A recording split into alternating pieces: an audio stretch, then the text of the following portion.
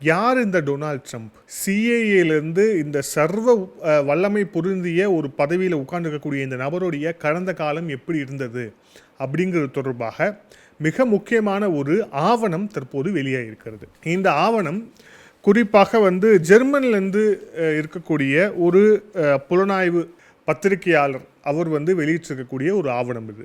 இந்த ஆவணத்தில் இருக்கக்கூடிய விஷயங்களை நம்ம படிப்படியாக பார்ப்போம். அப்போ தான் இந்த டொனால்ட் ட்ரம்ப் யார், இவர் ஏன் இப்படி பேசுகிறாரு அப்படிங்கிற விஷயங்களை தாண்டி இவர் இந்த ட்ரம்ப் தொடர்பான அதிர்ச்சிகரமான பல தகவல்கள் இதில் இருக்குது. வெளி உலகம் அறியாத ஒன்று.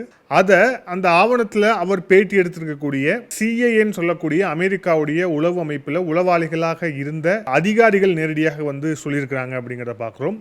அமெரிக்காவில் மிக முக்கியமான துறையில் பணி செய்தவர்கள் அதில் சொல்லியிருக்காங்க அப்படிங்கிறத பார்க்குறோம். அவங்க என்ன சொன்னாங்க, என்ன விஷயம் அப்படிங்கிறத நம்ம படிப்படியாக பார்ப்போம். மொதல் விஷயம், இந்த ட்ரம்ப் அப்படிங்கிற இந்த டொனால்ட் ட்ரம்ப் அப்படிங்கிற நபர் அவருடைய ஆரம்ப வாழ்க்கை அப்படிங்கிறது ஒரு ரியல் எஸ்டேட் புரோக்கர். இந்த ரியல் எஸ்டேட்டில் எவ்வளவு பணம் புழங்கும் அப்படிங்கிறது எல்லா நாட்டிலையும் இருக்கிற மாதிரி, அமெரிக்காவில் இருக்கிற மாதிரி மிகப்பெரிய ஒரு பணப்புழக்கம் இருக்கக்கூடிய ஒரு துறை ரியல் எஸ்டேட்.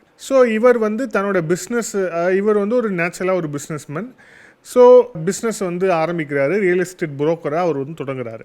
இவர் ரியல் எஸ்டேட் புரோக்கராக இருந்த அதே நேரத்தில் 1985 ஆண்டு கேஜிபி அப்படிங்கிற ஒரு உளவமைப்பில் புதின், ரஷ்யாவுடைய அதிபராக இருக்கக்கூடிய புதின் அங்கே உளவாளியாக அங்கே பணி செஞ்சுட்டு இருக்கிறார். ஸோ இப்போ இவர் இங்கே ரியல் எஸ்டேட்டில் கொஞ்சம் கொஞ்சமாக, அதுவும் குறிப்பாக நியூயார்க் நகரங்களில் மிகப்பெரிய இடங்களை வாங்கிறது, அதுக்கப்புறம் அங்கே கட்டுமானங்கள் செய்கிறதுன்னு சொல்லிட்டு ஒரு பிரபலமான ஒரு இடத்தை நோக்கி அவர் நகர்ந்து கொண்டே இருக்கிறார். இது இப்படியே போயிட்டுருக்கு. நமக்கு முன்னாடியே தெரியும், குறிப்பாக கேஜிபி அப்படிங்கிறது சோவியத் யூனியன் காலத்தில்.